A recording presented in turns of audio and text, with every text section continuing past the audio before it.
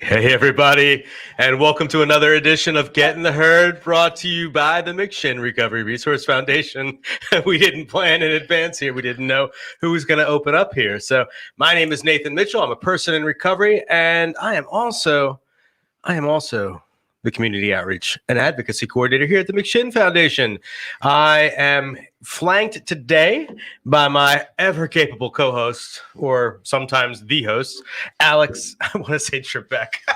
Flanked by Alex. And we have our very, very special guest, a long-time listener and watcher. Super fan. Yeah, probably okay. Jamie Baker. Thank you very much. Welcome, Jamie. Would you like to introduce yourself and say why you're here? Well, my name's Jamie Baker. I'm a person in recovery. I enjoy sharing and outreach with people here in recovery, and I think this is a great way to do it. I've been watching the show for a while now and wanted to be behind the scenes, but I'm happy to be here today. So now you're in the scene. Now I'm in. You are in the scene. Let's do this.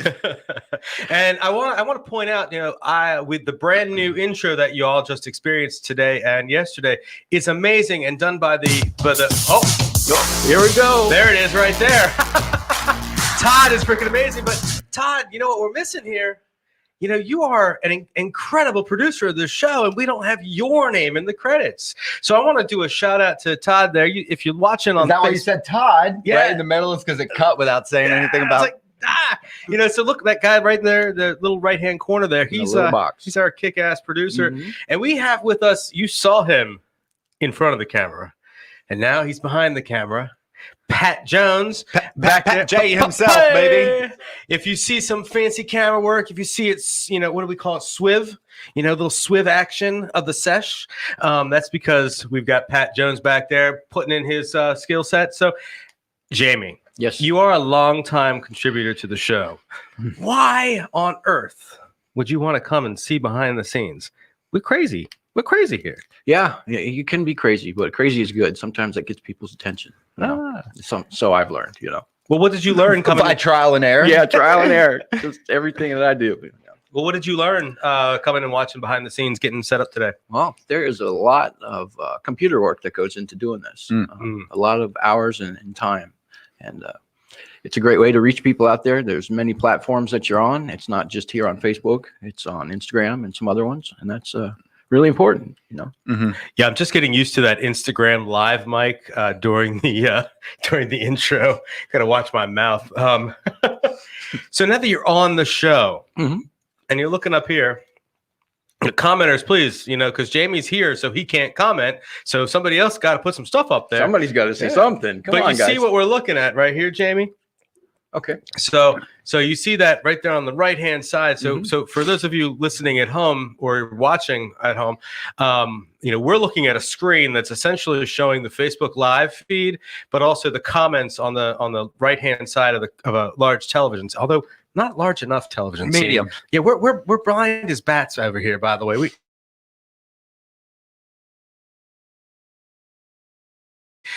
Richmond's best local podcast. We could use a larger TV so that we can see. That's one way to do it. If you want better content. But Jamie, so back to you because you're our special guest today. Jamie, you've had an incredible year in recovery, and I mean incredible in the sense of a lot has gone on. And so if you are willing, and we didn't really get a chance to speak before you went on the air here. I don't know how much you're comfortable sharing your story, but if you want to share a little bit of what brought you into recovery this year and where you were, essentially in the language of the rooms, what happened, what it was like, what happened, and what it's like now. Okay. Yeah, I've been an addict for many, many years, over 20, 30 years of my life. I'm 43 now. At the start of the year, I was coming through Christmas and New Year's high on drugs, getting sick, coming off, withdrawal. And I just decided that was enough for me. I told my partner of 23 years that I was going to go into treatment, and it didn't work out so well. His question was, what if you come out and you don't want to use, and I still do? Yeah. And I was still high at the time and going through a lot, and he ended up committing suicide over that on February 9th of this year. So my clean date is February 10th. And from that point on, I went to jail for 6 months because there were drugs on me when that happened. I learned a lot while I was there. I had time to connect to my higher power, learn who my higher power was. At the beginning, when you first start getting your feelings back and your emotions and all the things that come to you when you're not using. Because when I used for so long, I covered up all those emotions and feelings, and all the stuff was coming at me like a mile a minute, and I didn't know how to deal with it. Plus, you've got the added bonus of the trauma of being in a jail cell. Absolutely. Yeah. So you have to deal with it. There's nothing else you can do. So I think that was absolutely amazing for my recovery. It was a really good start. Even though in the beginning and at the moment, I didn't think that it was so great, I look back at it now and I see what it did for me. Yeah. So your jail experience, you did 6 months. Was that, were you convicted on a possession charge? At the time, it was a charge because I had the drugs on me, but they passed the new law where if you call and somebody is overdosing, then you have drugs on you or paraphernalia in the house, that they can't convict you on that. So it was dropped finally. Oh, I see. Yeah. Okay. Even though you still had to serve the time for it. Correct. Well, there's also COVID started. The court shut down. So everybody's court date got pushed off and pushed off and pushed off. So now I got 6 months of time served in case you get in trouble again. I wish it worked that way. I really do. But well, it sometimes it does actually. We just hope you don't get in trouble. Yeah, I'm not looking to do that anymore. So you don't have a record now? I have a record from some things in my past. Well, but from this particular, from that event, no. Okay. Well, good. That's what did you do while you were in jail? Was there a jail program that you participated in? All the jail programs at the time were shut down because of COVID. Yeah. So I started writing letters to different RCOs, recovery community organizations out here, and I ended up going to True Recovery. Shout out. Great program. Did an intense program over there. Absolutely. Great people. After that, I started to work on my CPRS hours, Certified Peer Recovery Specialist, and I've gotten my hours for that. I started to work for True Recovery. I transitioned from True Recovery to Broad Highway Recovery. That's where I am now, helping people. And I started a group on Facebook, which has gotten pretty big. It's pretty interesting. It's a good way to show people recovery without mentioning any of the 12-step programs, because we don't really promote within those, but you can promote how good you're doing and what you're going through to show others what's going on. And I think that's amazing. Well, that's a remarkable transformation in the space of essentially 10 months. It's been since February. Thank you. So you're at Broad Highway Recovery, and that's an organization that is they have one house. Is that correct? Right now we have one house. You have one house, and you're the leader of that house. Yeah. So you actually live with the guys in that house and take care. So how does that work at Broad Highway? How many guys do you have? What's the daily life like? Well, at Broad Highway, we're a sober living house. We're more relaxed than the basic recovery programs that you go through. Sam Davis does interventions with people, and after they go into their programs across the country, they come back to us and stay, and we help transition them back into working and living and getting back into the community. So you're taking people and sending them away for like an intensive treatment, actual treatment. So an intensive treatment, and they're coming back to a transition sober living space. So they have so when they come back, they can start getting acclimated to working again, doing the basic things like our own laundry. I was giving Alex over here a little grief about laundry earlier. Sorry, buddy. I don't have an accent. I don't have a washer and dryer right now. Okay. So my lovely girlfriend does the laundry at her mom's house. And she is lovely. She is. She's very lovely. Her. Very. She's my best friend. I have to take this opportunity to say that the day I met her was the same day I met you, Jamie. That's right. It was July 11th.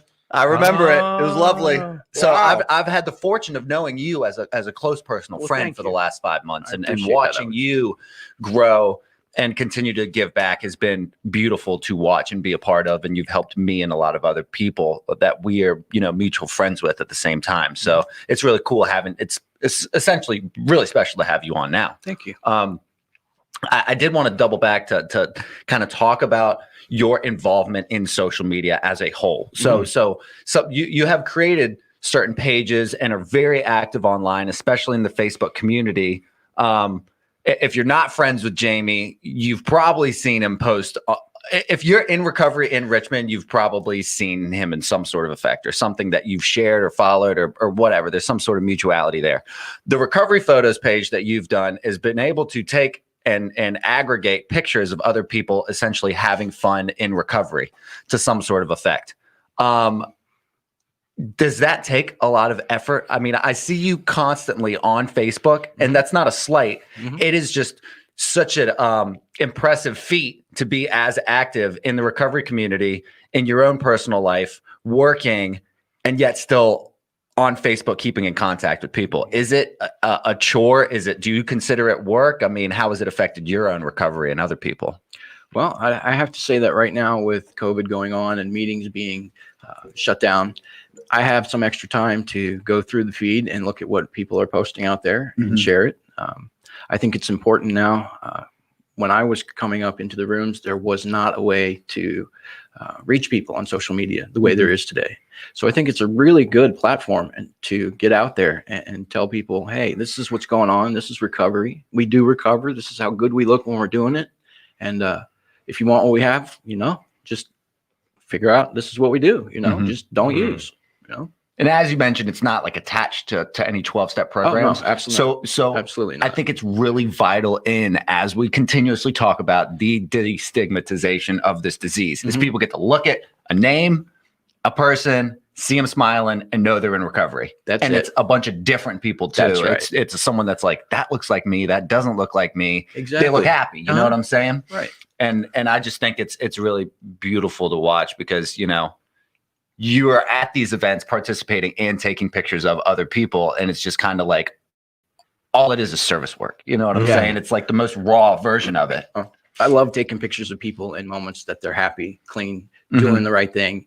And then they can look at them. And if something happens and they're not there later, they can look back and say, yeah, I remember that. As long as people know where to come back to, if they've, fallen down, that's what matters. Or if they know where to come and they don't know right now where that is, that's important. Absolutely, man. I think it's really beautiful to see.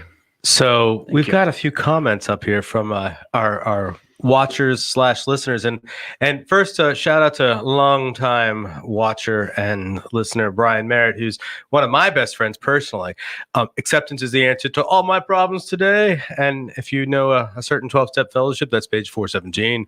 And then who's that next person? That Kelly Staples person. I think you both know that person.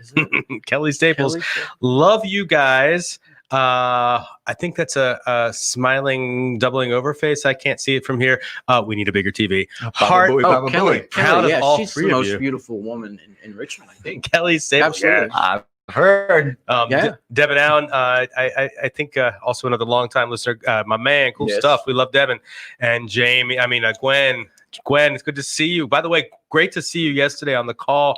Appreciate you jumping in with the Recovery Advocacy Project stuff too. Gwen came in and did a group today too, so thank you very much for that, Gwen. Oh, wow. Continuously giving back. I mean, that's beautiful. Yeah. That's. I hear noises. I'm sorry. So, it's great to have you here. It's great to have you in the space, and I love that. You've got, and God willing, February 10th coming up. In a little less than. A little less than 2 months. So, and my anniversary is actually right after yours. Really? My celebration's on the 18th of February. So God willing, we'll be able to celebrate close together. Have you thought about what that means? And I can tell you from me, when I was getting, I'm God willing, again, going on 3 years, that first year celebration, right around the 11 month mark, I got squirrely. Really squirrely. And I don't know what's going on in you, but can you talk about how you're feeling about what's about to, that celebration and whatnot, plus the holidays and stuff? Yeah, the holidays were a little rough. This was my first time, without certain people in my life. Yeah. But then again, it was a good time to be there for some other people that were going through the same thing, a little bit more than I was. I got to be with my family for the first time in a very long time. Wow. Clear and present, and they enjoyed it, and it was the best present I could have gotten for Christmas.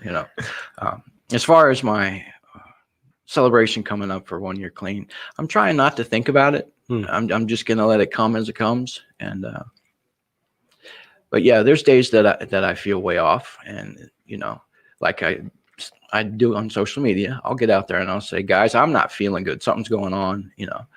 I do delete the post later, but still I get the people to connect with. Yeah. Your network is the most important thing in recovery, and building a network that you can reach out to anytime is very important. So yeah, for me, my network is extremely important, and one of those giant tools in my toolbox. I need to set my day, right off the bat on a good note, and I wake up alone. So unless there's anybody single out there, but I wake up alone, and I have my little stuffed dog and whatnot, and I smile and talk to that thing. I know I'm a 44-year-old man with a stuffed dog, but I get up in the morning and that's Bandit. Yeah, Bandit. Yeah, you saw a lot of pictures while I was on my trip. But my day starts with me and just me. And so I have to find a way to connect to something right off the bat, or else I can lose that. I can lose the desire to want to connect with other people. And some mornings are like that for me. I mean, actually, and recently, not today, but yesterday was one of those mornings where I just did not want to get out of bed and do the thing, and so. What helps you with that? Yeah. Is there something that you do that helps you with that each day? Well, I have my little routine, and I always encourage my recovery coachees to, find a routine that works for them, because I'm also a person who doesn't like routine, so because I don't want to be thought of as boring. Well, more than that, I don't want to think of myself as boring, right? Yeah. So, for me, there are certain rituals that I do. I mean, I do make my bed every morning, and I don't live in housing anymore, so I don't have to make my bed. Nobody's going in my room to check it. And yet it's a ritual for me to do that. And that's where, I get up in the morning, and it's not usually the first thing I do. It's usually I get up, I go pee, maybe make coffee. But when I'm making my bed, I'm getting connected to some gratitude. Absolutely. And that's the most important part of my day. Hands down, the most important part of my day. I talk about it all the time, but it is the most important, because I'm getting into, I remember where I was when I didn't have a bed, but also, man, look at this. I've got 6 pillows on my bed. And that's before I put the 3 little freaking frou-frou-y things on there. Right. And then the dog, it's like, I have this warm bed, how cool is that? And right next to my bed is a little refrigerator filled with food, And from that one act of making your bed in the morning, and when you come back to it at the end of the day, you can see where that gratitude has just brought you even something small. No matter what happened during the day, right? And it's what's funny about that. So the other day, just a couple days ago, I got out of bed 2 p.m, something ridiculous like that. It was over the weekend. I think it was probably, I don't know, Saturday or something. It must have been Saturday. Okay. And I got out of bed and I just wasn't feeling it, right? And I actually ran out of the house without making my bed. Oh. And I got home and I had that feeling of, wow, I can't do anything right. I got over that pretty quickly. I mean, I'm not that stuck in my self-loathing, but I could see how I could have gotten stuck in there. I actually made my bed and then went on with the rest of the day. That was probably 4 p.m. But, I feel that now. Yeah. And I like that. I'm grateful to have that, because it's like, okay, good. This is telling me that works for me. And then I have a ritual of my praying in the morning and thinking about my day ahead. I think about my day ahead. I pray for guidance and some clarity of mind, and if I get any of it, I'm lucky, and then I just go, and then I start to connect with other people. I have my phone right there. I get on and I start doing Facebook right away, because I'm still me, right? Well, you do connect with other people. I see the things that you do here in this organization. I've seen the way that you talk to people. You may think that your day's going one way, but the effects that you have upon other people and giving them advice, they remember what's going on. Yeah. And I've found that here in recovery, eventually down the road, people will come up to you that maybe you met once or twice and tell you that you had such an impact on them. And just unbeknownst to you. Unbeknownst. Yeah, absolutely. Yeah. Yeah. People are watching. They are. They're watching all the time. And I don't do things because people are watching. I do things because I'm a selfish guy, and I know if I do the right thing, I feel better. So I like to do the right thing so I feel better. And I'm selfish. And if it helps people, cool. That's the way it is. I mean, for real. Anyway, so there's some good comments up here. Well, yeah, I mean, yeah, they're all really, really good comments. I did want to take advantage because Jamie, you have an interesting story, a lot of interesting variables and factors that go into your recovery. When Nathan asked about, the jitters that come up when on the cusp of that first year in recovery, you have an even more interesting outlook on that, because I can only imagine it'll be associated with a pretty traumatic event. I commend you for being forthright and honest with it and handling it with aplomb. But I also ask to those watching, what advice do you have for someone that is grieving from a lost one, especially one as significant and close that he was to you? Yeah, absolutely. Grief is something that I tried to not deal with at first, and I tried to deal with my addiction and everything else, and then it kept coming back up. And then I realized, okay, now that I understand my recovery base and how to deal with those things, I started to deal with the triggers of it. I reached out to friends and said, I'm really going through this. I had started a post in Recovery Photos about people that we lost. And to date, it's the biggest post that's in there with over 600 comments, I believe. And those are pictures of people that we lost along the way. That's a sad reality. It is. We do lose people. In the beginning, when they tell you how many people in the room are going to be here in recovery, at the end, and there's only 2 people stand up, I remember I was one that's me. I'm standing up. Just end the story with this. But yeah, dealing with the grief of that, I had to realize that people are a part of your life and they're a part of your soul, no matter how close they are or if they're very close. And if I didn't deal with my grief and cry sometimes and let it out, but what I found to be important was, with emotions and feelings, you can be sad about something. You can be angry about something, but you don't have to carry that through the rest of your day. You do not have to be angry for the rest of the day. Cry, get it out, be angry, tell somebody going down the road off, they can't hear you, fine. If that's what you need, then that's good. But you don't have to do it the rest of the day, like I used to do in order to justify using drugs. I would come up with many justifications, but to say I was depressed, didn't even compare to some of the depression that some people go through when they're not on drugs, because they're actually dealing with their life and going through, the stuff that they've ignored the whole time. So yeah, it's not something that I ignored going through that. So I feel, pretty prepared with it coming up. I think that's great advice. That's something that I feel like we don't hear enough, is like, it's okay to be not okay. Absolutely. A lot of people think that I gotta be tough. I gotta stay busy. I gotta not think about it. I gotta run from it. You know what I'm saying? And that's just not how humans are designed. I don't think. No, I spent so much time worrying about what I looked like to others when I was on drugs, trying to prove to people, hey, I'm not, or this is who I am. Right. Now that I'm not, I enjoy just being who I am. And if somebody doesn't like it, I mean, let them move on, because I got to figure out who I am. And that has been one of the most important things in recovery, is learning who we are and what we're going through. So sometimes when they suggest that we not get into relationships for a year and so forth, I kind of understand that now, because you need to put your recovery first and not throw too much at yourself while you're trying to figure out who you are. Yeah. So one thing for me, I'm as a person in recovery, but also a staff member in a recovery community organization, but also in the recovery community organization where I found recovery, putting up walls, boundaries, I suppose, is the better term. For me, it's very important to show, it's important that I am vulnerable, and show the participants that I mentor, mentee, whatever the relationship there is. But demonstrate to the participants that I'm still human, and my recovery requires me to be open about my feelings and to find tools that when I'm not feeling okay, I use my tools, Right. Because I love to say, oh, yay, Rosie, and I'm happy all the time. But I wake up angry more often than I would like, not as much as I used to. But I wake up and I have the moments in the day where I almost popped off on Alex just the other day for touching my head. Probably still would, but now, and I was having a bad moment at the end of the day. He's going to do it.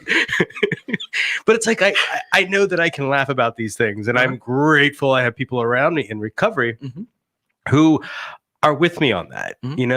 I still want to be able to demonstrate that it's okay, to have an off moment, to go and listen to music, to go and cry. I mean, I cry in my car a lot, more often than I'd like to, but it's refreshing to hear you say that. There's grief there. And I think I realized when I got into recovery that I had a lot of trauma and grief I hadn't dealt with. Probably still something I'm not dealing with, in a clinical level that I might need to still. But doesn't it feel good once you have started to tackle it and deal with it? Yeah. That you're doing it. Yeah. So many people, I think, are scared to even start to look at something. But once you do, it's amazing. Well, the problem is it's house sized. You know what I'm saying? It's like an elephant that feels insurmountable. Right. It's like sometimes you think the biggest secrets that you have in life are, huge. But when you let them out, you're just like, was that really that bad? Yeah. In perspective, other people are like, yeah, I did that 5 times this week, dude. Right. Right. You have no idea. Yeah. We have some really fantastic comments up here. Going back a little bit, I think there were two people that had said that they're their first time tuning into the show. I think, Jamie, you might have put that out, and they're coming into this to the first time. So to Bryce and to Bryce Wall and Christopher Samuels, thank you so much for tuning in, and welcome. Yeah. And we hope to have you guys as regular commenters. Sam Blair is up there. It's my dog. There you go. I remember Sam's first week here. Ooh, Sam, who's got over a year now, saying, I remember feeling jittery, a little jittery the month leading up to a year as well. Sam's at what? About a year and a half now, I think, right? Yeah, maybe like a year and a month. Oh, okay. Okay. Yeah, great to see you, Sam. Hope you had a good Christmas. Alyssa up there. I ran from my grief. I used and went on a bender for 6 months after having 19 months clean. Well, I'm back and it resurfaces sometimes, but let me tell you, it feels so good to feel. Just feel and don't run. Talk to people in your network and let the tears out. Do step work when you feel like you can't take it anymore.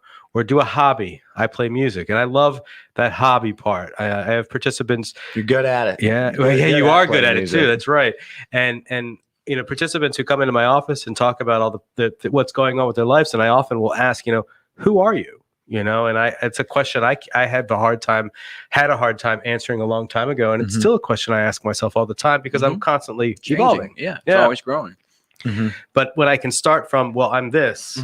I can build from there. If I can't identify anything about myself, well, my disease is probably going to manifest in other behaviors.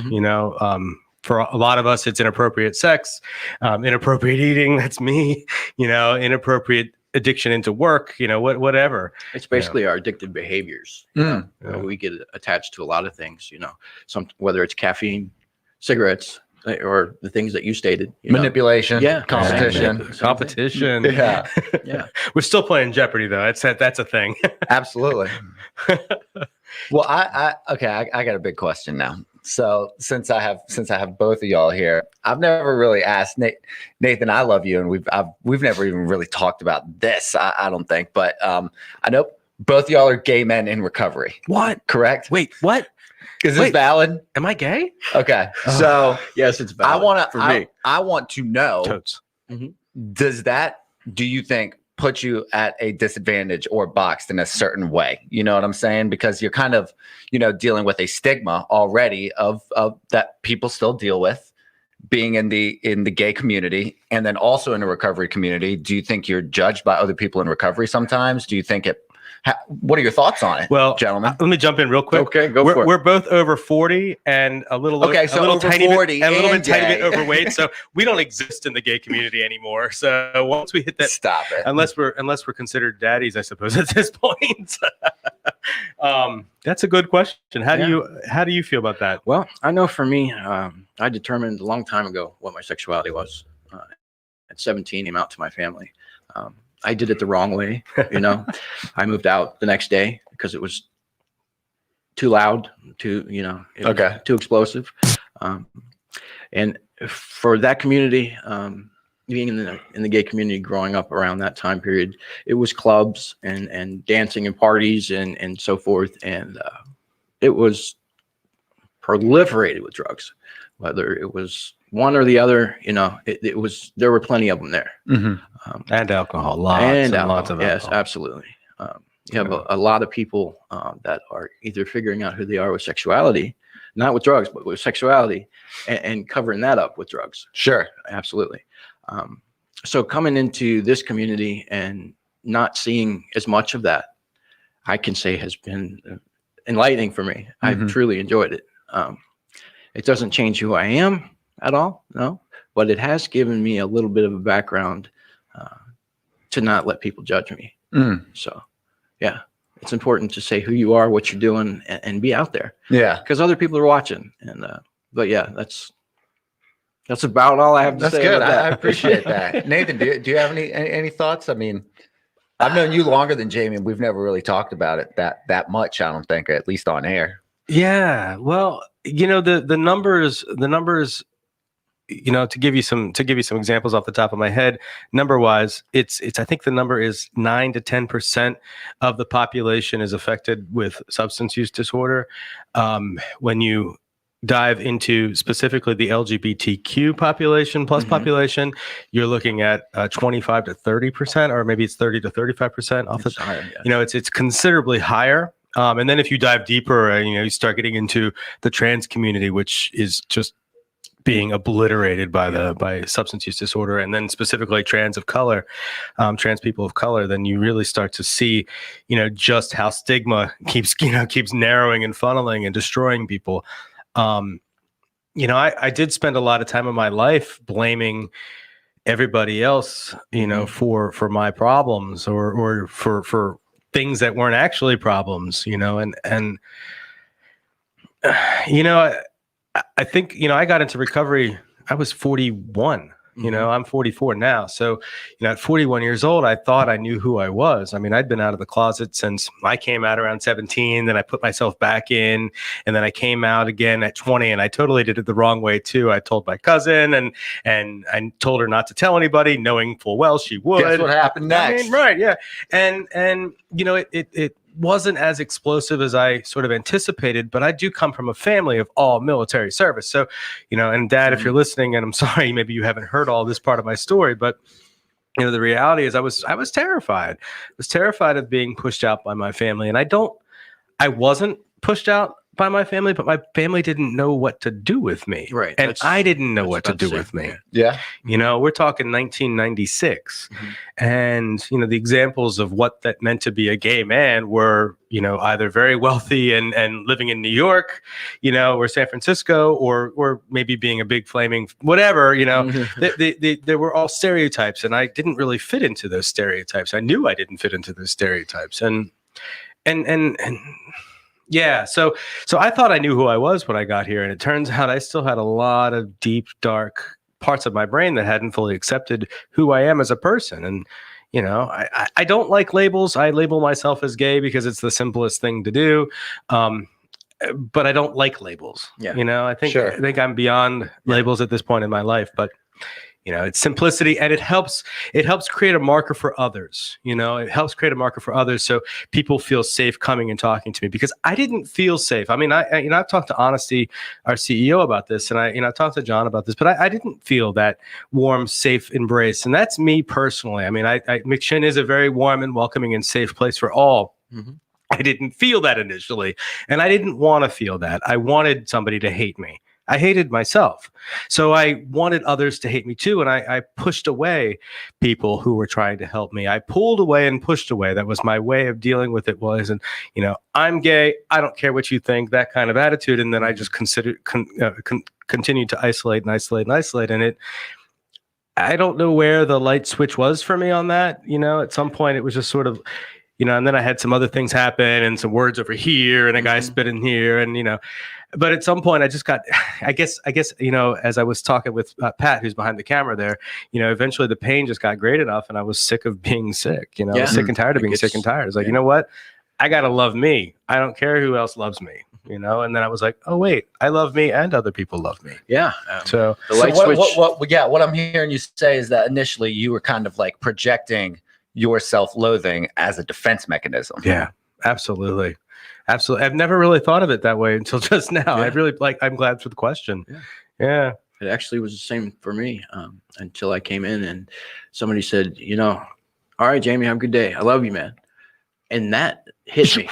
What? I was just like, excuse me? And I don't have to sleep with you? Right. It was just crazy. But people challenge you on that attitude when you come in here because they see it because they used to do it. It's just like, oh yeah, really? All right. Well, why don't you come out with us? Let's go get something to eat.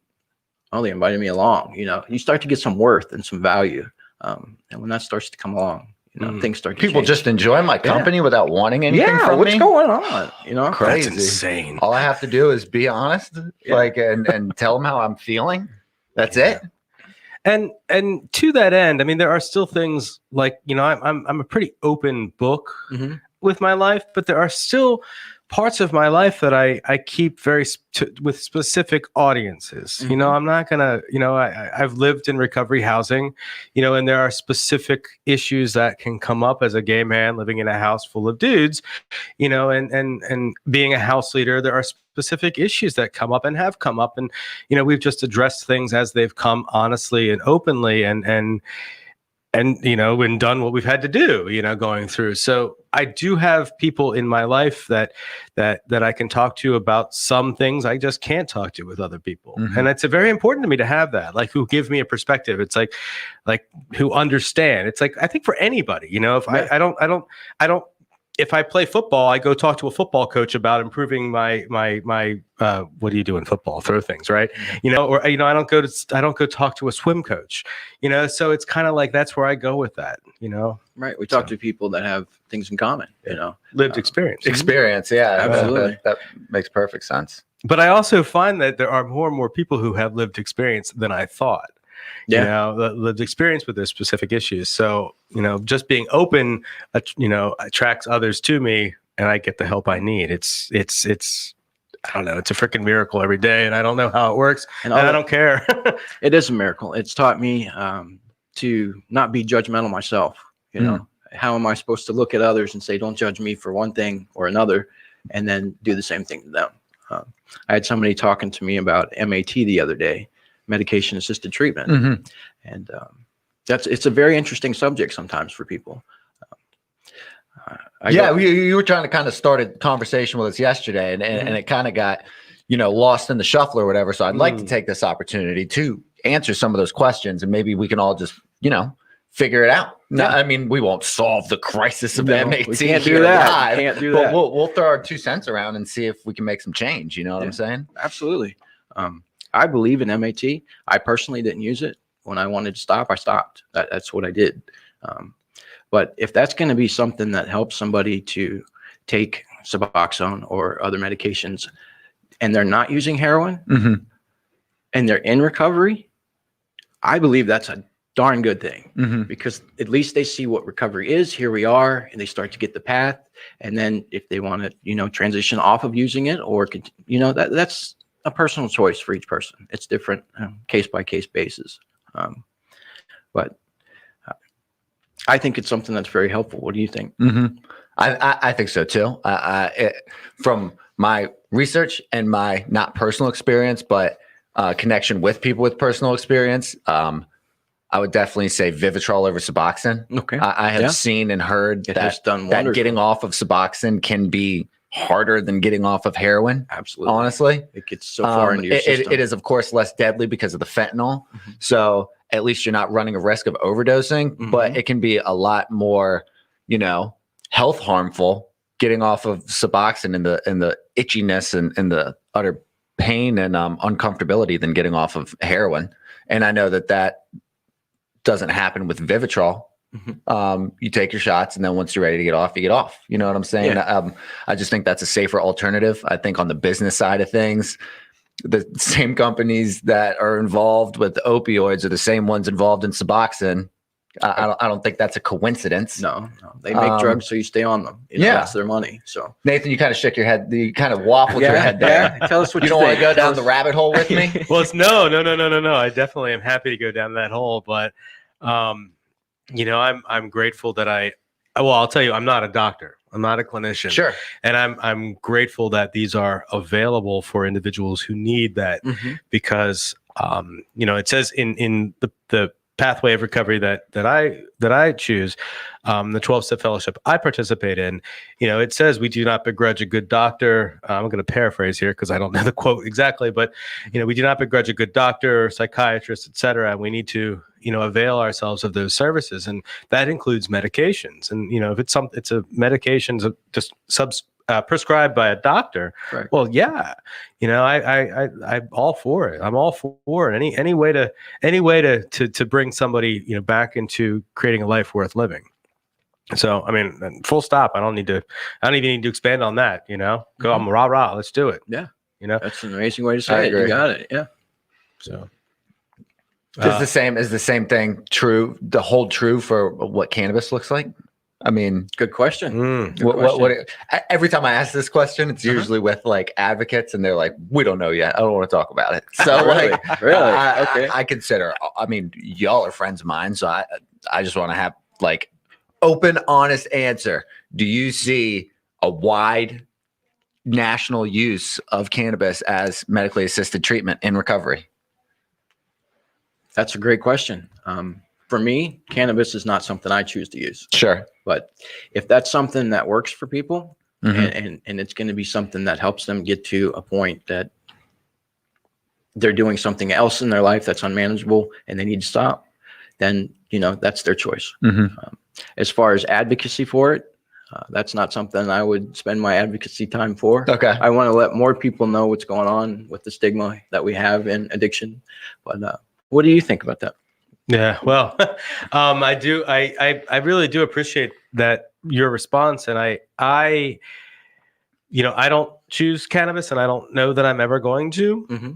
I work a 1 day at a time program, so I'm not going to ever shut the door on anything. Right. I think just like I'm not calling for the eradication or elimination of alcohol in the world, I think when we can regulate the substance, when we can create a substance, consistent substance, that is measurable, where people can say, oh, this has 5 milligrams, whatever I don't know how you measure that stuff, but when we can have consistent product, we have a safer product, we have a healthier population. We're always going to have a subset of the population that suffers with addiction. We're also going to have a segment of the population who are going to be able to consume, a product without the consequences that you and I will do. So, anything that takes the criminal justice system out of it and puts it back into the arena of choice for the individual, puts it back into the arena of healthcare for the individual, puts it back into gets the black market out of it. That's the part.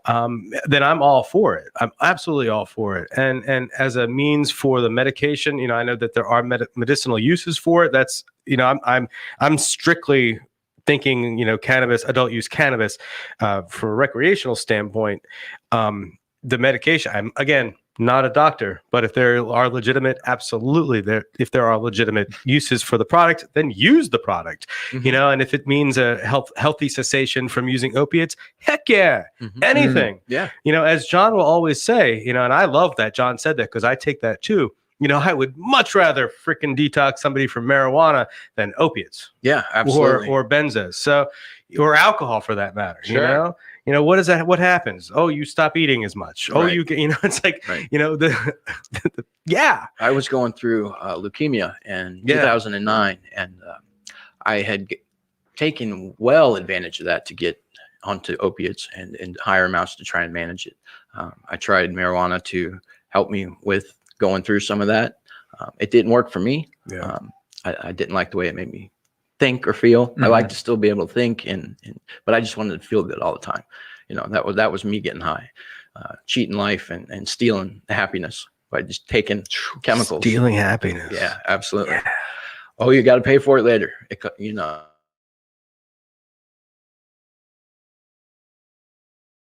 Other things off of that, then even going through some of the chemotherapy that I went through, I'm in remission now, which is a wonderful thing. It's beautiful. Yeah. If I can make it through that, I can make it through anything, right? That's how I look at it. 15th? Yeah. Third, yeah. My birthday's the 15th. That's why. Yeah. So love it. And I love it. And our clean date's 2 days away too. 8 days. I'm the 18th. You're the 10th. Are we really the same person? I don't know. Welcome to the Twilight Zone. Yeah. He's just a taller, slightly younger, better looking version of me. Oh, Stop that it. was nice of you. No. How about So you? do you think this someone who suffered from both? You know what I'm saying? I mean, now that you've seen how, say, cancer is treated, Mhm. you currently are in, treatment for. That's a really good question. Thank you, Alex. Thank you. Yeah, absolutely. I think sometimes people get stuck on the definition of disease and related to cancer, and they say, "Is it this or that?" But it's much more in depth than that. When it comes to cancer and the treatment that you go through with that, you face your mortality a lot more head on, I say. I think it's more tangible. Yeah. I would imagine it's definitely more Absolutely. accessible. And so facing that, that it's going to happen in a certain period of time, and this is about the time it's going to happen, is something that you go through more so than the treatments themselves, and then seeing everybody around you that's close to you, what they're going through. And you see, sometimes oh gosh, I'm going to leave these people behind, and you become more kind and more open, because you want them to be okay. It's not about you being okay. And comparing that into recovery, when you're out here now, you get to see the benefits of what you're doing. You get to see that, okay, I don't have to die today. I can still keep going, and I can see other people, other friends that die. And, you don't get that last time to say hello to them. So every time you talk to somebody, you realize it's important and you remember it. And I'm kind of bouncing around there a little bit, but well, what I'm hearing you say, and let me see if I'm reinterpreting this correctly. What I'm hearing you say is that in treating cancer, it's almost like the hopelessness, the negative is a lot more accessible and tangible and real. But in substance use disorder, the hopefulness and the positives are a lot more tangible and real. Absolutely, because you're working on your life and you're changing it, and you can see what you're doing, and you get that validation and verification from other people about what you're doing sometimes, and it makes you feel really good. That's cool. I think that's a lot. That's a really, really good perspective. Because I don't know any, like I've never had cancer, so it's like, it's beautiful that you are in remission, and that's what a lot of people say. Well, not a lot of people, but I've heard in the rooms, people are like, and I'm in remission from substance use disorder. That's their way of saying I'm in recovery. You know what I'm saying? So I think that's really cool. I really appreciate the thoughtfulness in that, Jamie. What you got? Well, that good stuff, and I'm like, I'm reading some great comments up there. Yeah, I think the medical marijuana and the marijuana. I mean, that's a conversation.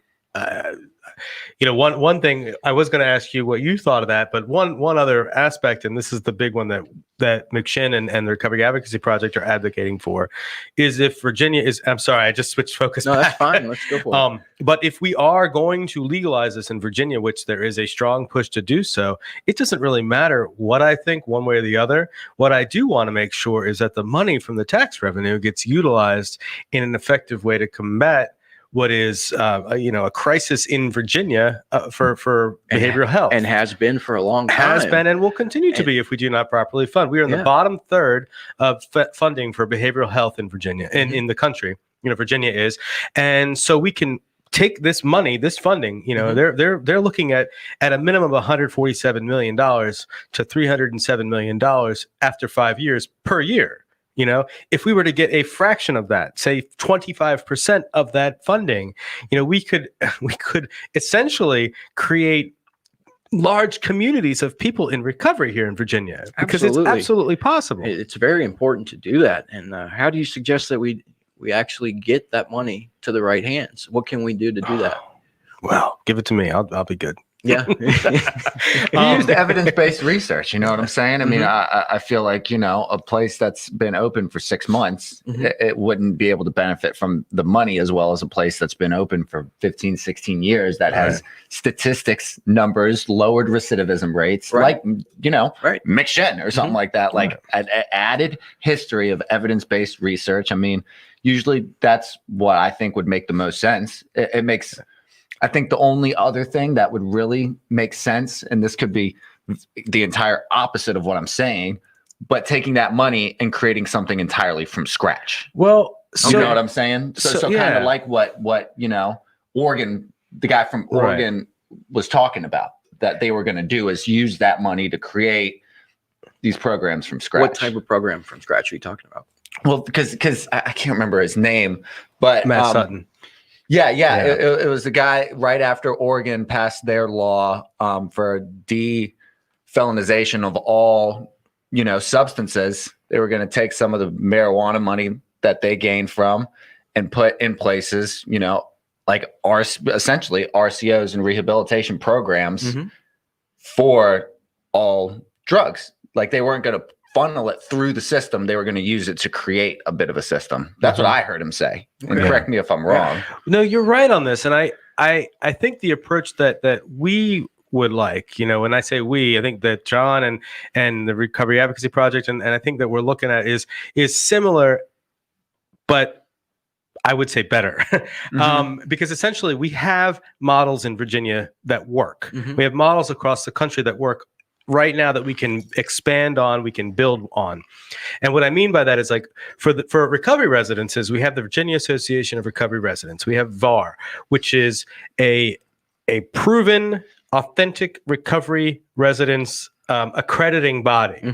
So they have standards, they're creating standards, and it's not mandatory yet, but we're looking at, VAR is a standard. It is. Recovery community organizations like McShin or True Recovery, there are standards across the country. There is a CAPRIS accreditation through ARCO and Association of Recovery Community Organizations, which is a national thing through Favor and CAPRIS. These are accrediting bodies. So Virginia, McShin is actually the only CAPRIS accredited RCO here in Virginia, but other organizations are very similar to us and could get that accreditation. So if we start looking at accrediting bodies and using that as a standard, we could build something out like a national ARCO, the Association of Recovery Communications here in Virginia, like a VARCO. We could do that, and then we could take the money and we could distribute it from there. We could put this, and so we have the beginnings of an infrastructure, and really all we need to do is put the people in place. We've got the people, we've got the talent beyond crazy talent, right? Amazing. We've got the authentic peer recovery community. And this is in no way to diminish the work of the Department of Behavioral Health and Developmental Services, DBHDS, and Office of in no way, because that absolutely needs to be funded too, right? Absolutely needs to be funded. But we have proven, we have scientific evidence that when we get the government out, when we can put authentic peer recovery support services in action, we get stuff done. Yeah. I mean, let's just face it, we get shit done. Sorry, Todd. We get stuff done. So that is where we need to focus our energies. Let's get that money. Let's bring it back to the communities, because that's what it is. It's our money, period. Bring it back to the communities. And then when we focus on recovery, we build stronger families, we create safer communities, and we have a healthier citizenry, and that's really what it's all about. We want to put people back into the population and create better communities, so that's what we need to do. We use the existing structure and expand and build from there, and we can put satellite RCOs similar to McShin. I mean, we could do it. We could do it tomorrow if we had the funding. You know, Right, put an absolutely. organization up in Northern Virginia, put one down in Tidewater, put one out in Southwest Florida, Southwest Virginia. My dad's in Southwest Florida, so that's why I say that. But you know, we can use what we have right now and expand from there, and go from there. I mean, we could even do it. There are 40 CSB community service boards here in Virginia. That's all, you know, government stuff in Virginia, and that do incredible work. But we could work with CSBs too. You know, to make sure that, you know, the continuum of care, because as you all know here, recovery doesn't just happen in 30 days. You know, Absolutely not. it's not like It it's not something you can just go and be fixed and it's over with. You know, there's a really big important, how should I say it? It's very important to maintain your recovery and well, and having those spaces available, the recovery community organizations, you know, it's, you know, ideally we want to get people back into work and paying taxes and supporting. But when we have community organizations, spaces for individuals to go where we have no judgment, where we have access to MAT, where we have access to 12-step fellowships, other mutual aid groups, you know, where we have that access to services, those recovery support services that are so vital. You know, we can get the people who have the lived experience and are doing better in recovery, which is to say maybe they've gone up, they've got jobs, they've got family ties, connecting with individuals brand new to recovery and creating that, oh gosh, I'm going to use the word synergy, and I'm going to hate myself for it. That's good. But using that synergy, you know, to make something truly impactful, we just need to support that, you know. And if we continue to support that, we're going to do better. You know, we can stay with the bottom third of the spending on behavioral health because what would, you know, if we support authentic peer recovery support services. I don't know. See, I truly humble opinion. enjoy helping with the recovery community and society. But as I'm getting out there and doing things I need to do to keep my life going, you know, I have to go to work. And right now there are not the jobs in place that, you know, can pay enough in the recovery community to support what it is that I need with the goals that I have. Well, we talked about when you know, working in recovery, you had worked on some projects where you did a lot of research and you parsed through some data and you were working on some certain things. Is there anything you'd like to reveal to us during that research that is accessible, or what did you find anything that is notable? If not, if it's like NDA type stuff, that's all right.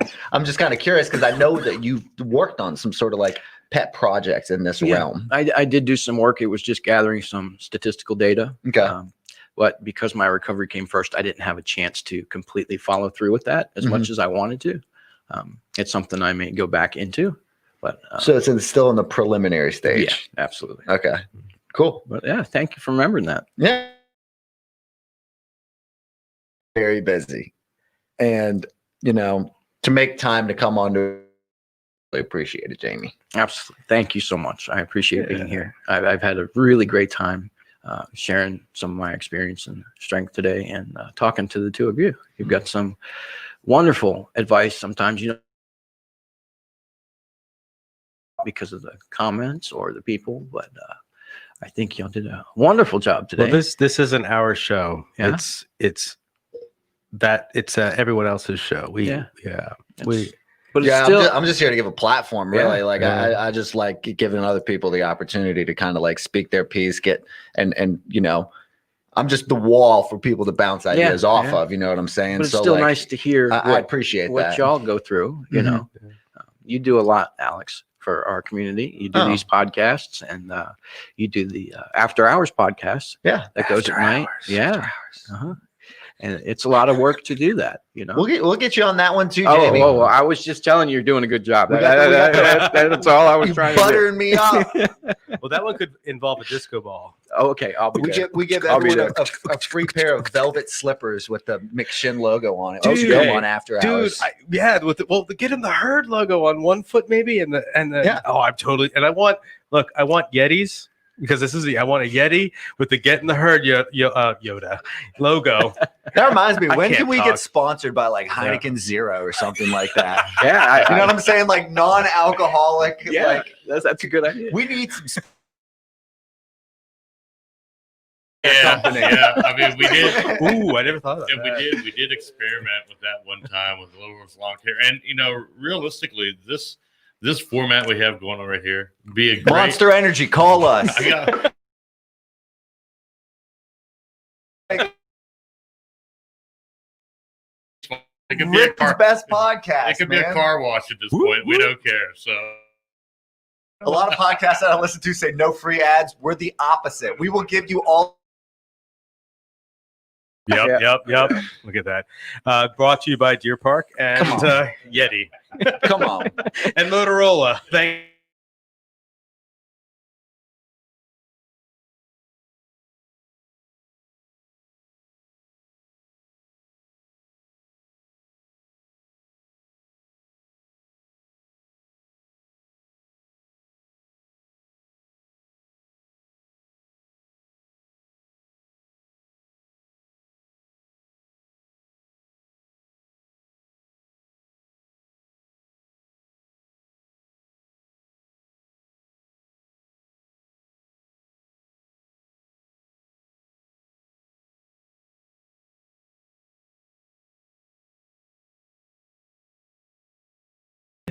We'll be on tomorrow. Well, I'll be on tomorrow. You can be on. We'll be Yeah, we'll be oh, on yeah. tomorrow. So, Todd, before we get off, do you want to tell us what's going to happen tomorrow? yeah. So Please chin in. tomorrow Tune night. Yeah, tomorrow night we're gonna be doing we haven't finalized like our lineup or anything yet. So, Wait, is that tomorrow night, or are we doing it 2:00 tomorrow too? Oh aren't we? no, we're doing it. Yes. So That's okay, I thought you were tomorrow talking at I thought you were 2 o'clock. Yeah. Dun, Okay. dun, Okay. dun. I thought you were talking about tomorrow night. We haven't finalized that. Tomorrow too. Tomorrow at 2:00 we're doing a best of the 2020. So we're gonna look back at a little dream reel, a little dreamy Dream. We're gonna have like a Yeah. 5 or Yeah. 6, kind of section clip Yeah. show essentially of the Yep. best Yeah. moments from the That's podcast. Yeah, so we'll do Since like the Wayne's beginning. World, and we'll do the Yeah. So, You're gonna see my ever expanding. I'm excited belly. for yeah. it. So we're gonna have like a kind of like a year in review, as well as Nathan and I are going to, as well as all those listening and watching, hopefully can contribute, are going to try to make some resolutions for the year as well. Oh, So we'll do a gosh. year recap, and then we'll also do like what we're looking forward to, goals, resolutions kind of discussion, personally and professionally. Oh boy. Well, Ideally. January 1st, it'll be the first time that we can say that 2020 is hindsight. Hindsight later. On that note, do you want to close us out? Yeah. I just really want to thank Jamie. It's a pleasure to finally have you on from behind the screen to in front of it. It's beautiful. Thank you so much. for your constant contributions to the podcast and to the recovery community as a whole. I love you, Nathan. Always a pleasure. I love you, man. Todd, stay crushing it every single time. Knocked it out of the park. I love you, man. Pat, you swiveled the hell out of that camera, bro. I'm serious. Like, that sounds patronizing, but I could tell it looked really good. Thank you. I love you, man. Tight swiv on the sesh, bruh. Thank you to all watching and listening. This has been Get in the Herd. Peace out. Boom.